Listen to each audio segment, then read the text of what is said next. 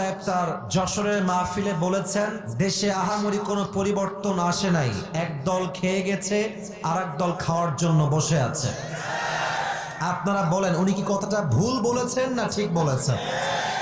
ওই যে কে যেন আজহার নাকি মাজার একজন আছে, আগে ওরা খাইছে এখন এরা খেতেছে না, কি বলছে না ভাইরে রাজনীতি করবেন স্বনামে আসে, আড়াইলে আবদালি লাগে রাজনীতি করে। আপনারা বাঘের মতো আমাকে উত্তর দিবেন আওয়াজ করে। প্রিয় কলিজার টুকরা রংপুরের ভাইয়ারা, আজহারী সাহেব কি কোন দলের নাম উল্লেখ করেছিলেন?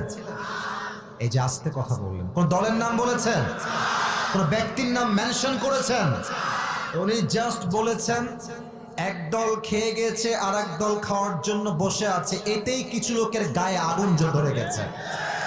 আমরা কোন দলের নাম উল্লেখ করি না। আচ্ছা, মনে করেন যে আজহারী সাহেব কোন দলের নাম উল্লেখ করেই ফেলেছেন, কোন দলের নাম এক্স্যাক্টলি মেনশন করেছেন, তো আমাদের কি জনগণ হিসেবে বাক স্বাধীনতা নেই? বলেন সবাই, আছে না নাই?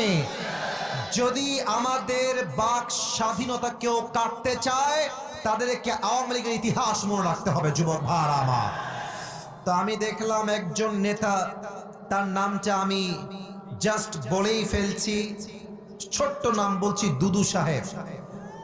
উনি বললেন কোথাকার কোন আজহারি মাঝহারি মিয়া, আজহারি কি মাঝহারি? এটা কি আপনাদের সস্তা মনে হয়?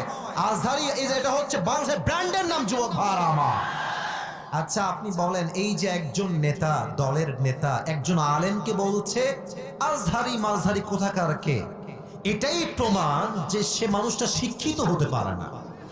একজন শিক্ষিত মানুষ আলেমকে কথা বলবে পরিপূর্ণ শ্রদ্ধার সাথে, সম্মানের সাথে। রংপুরের ভাইরা আমার,